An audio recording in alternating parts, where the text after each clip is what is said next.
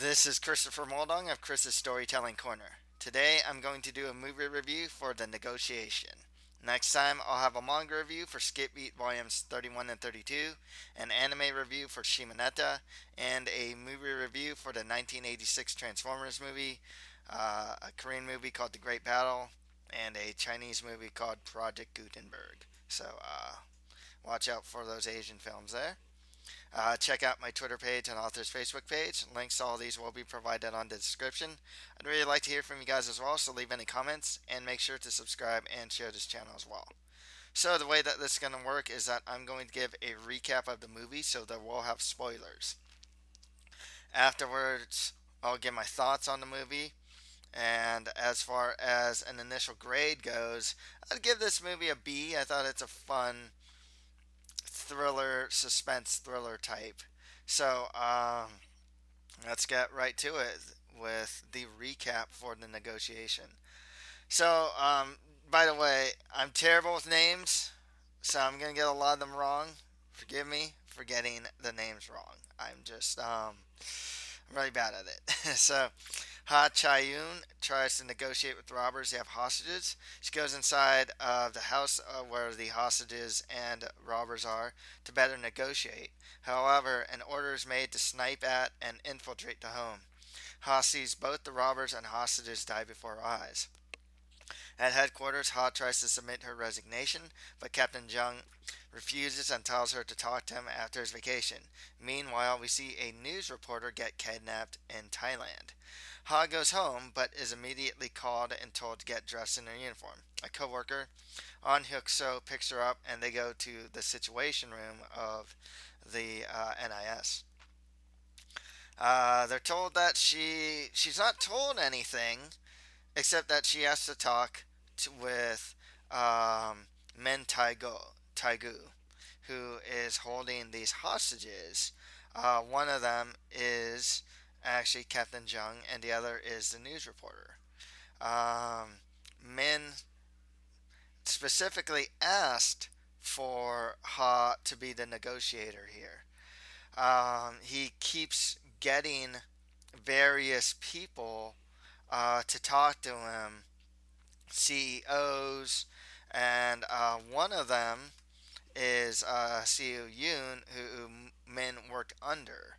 Um, Min wants to know some questions from Yoon about like uh, why why he killed his sister actually. So, but Yoon doesn't really answer him. Meanwhile, uh, Min eventually kills the reporter and gets a random family as hostages. As this is happening, a team is. They found out that Min is hiding out um, somewhere in Thailand. Like, it's like south of Thailand, an island there. And this group of like military are pretty much infiltrating the hideout as this is happening. Also, as this is happening, An Hyuk So finds out about an orphanage that Min used to go to, and it turns out that Min actually has a sister. So we do find out, but we don't know much about the sister as well. Eventually, the hideout that Min uh, is in gets infiltrated, but it turns out that Min was in South Korea the whole time. It also turns out that the reason why Min wanted Ha to be the negotiator is because initially the hostages in that first scene that we saw, one of them was actually Min's sister. So we find out that they managed to save the family.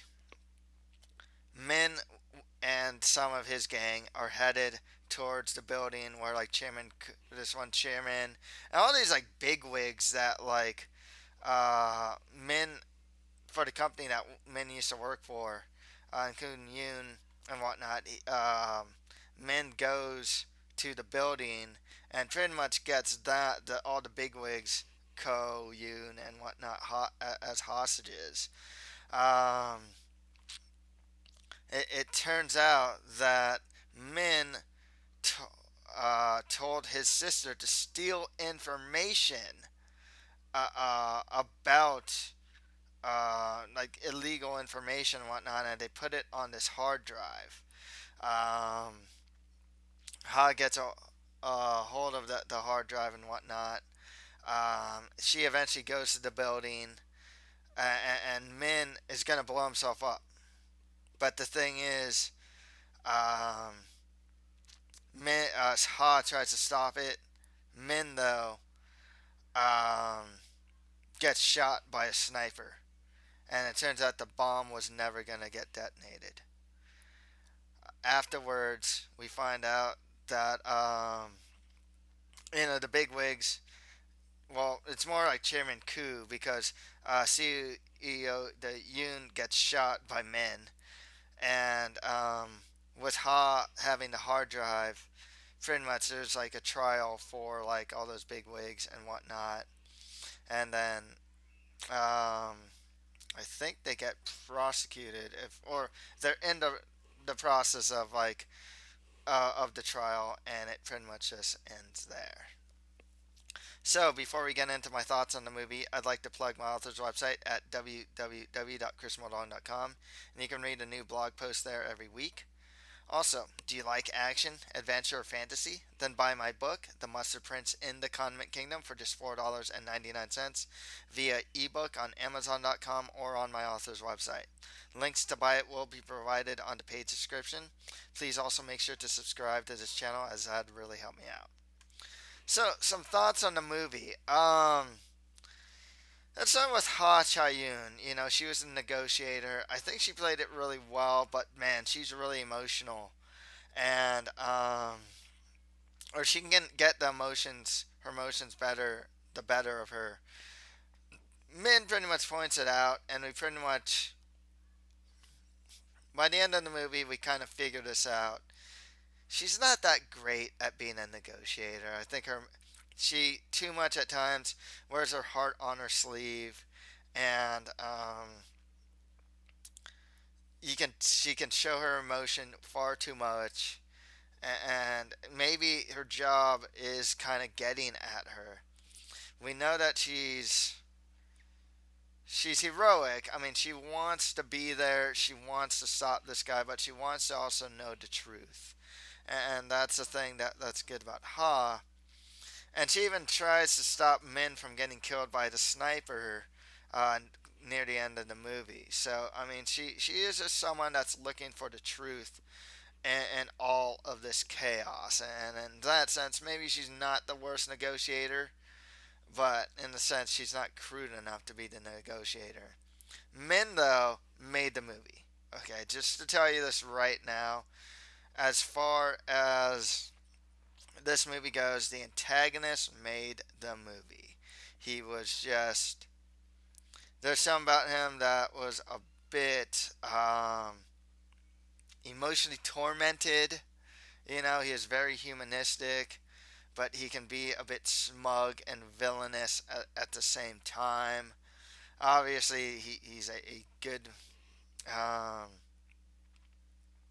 he's not one. Like, he can get rattled, but not to the point where it will kill the mission.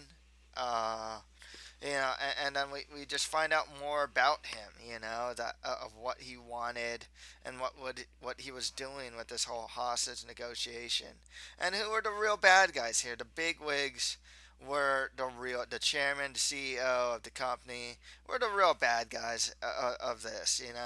They did a really good job of making Min something of a sympathetic antagonist. A lot of Asian movies do this too. And that's what I really like. That you saw it from, if you ever watch like I don't know, Infernal Affairs. The bad guy isn't truly bad.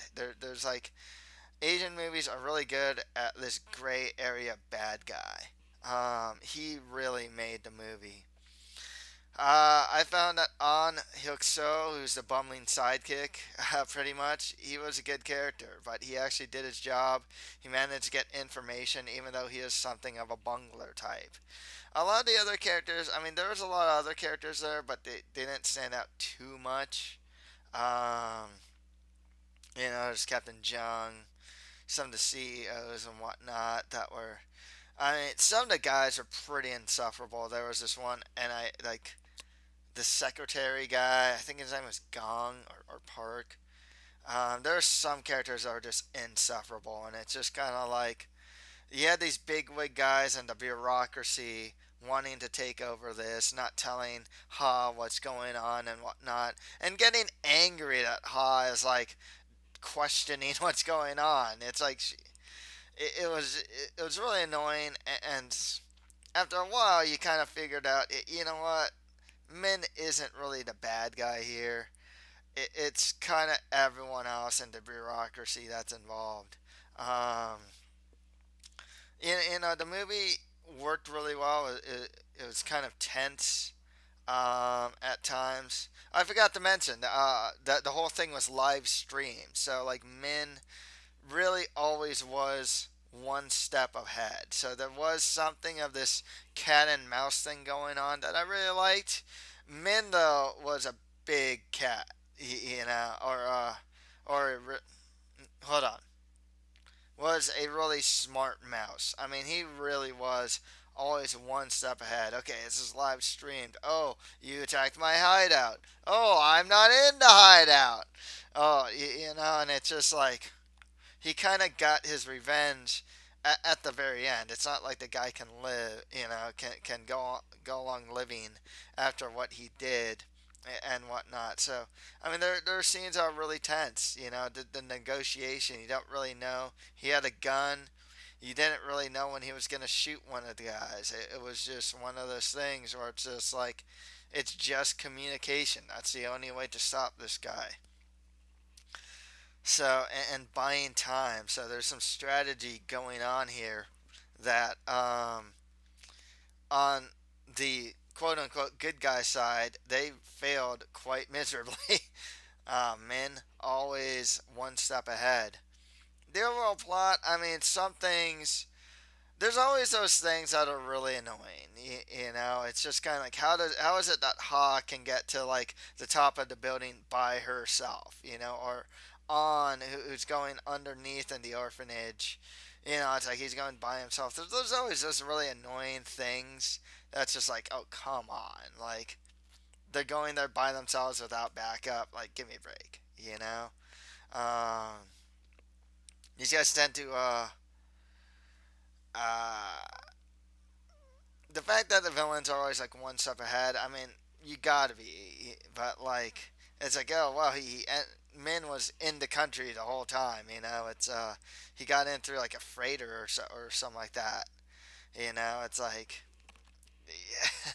So some of these guys are almost like too good. They're almost like invincible in a sense, and it's but that's not such a bad thing. I mean, we gotta let the antagonist win, and it's good how it ties in back to the beginning of the movie.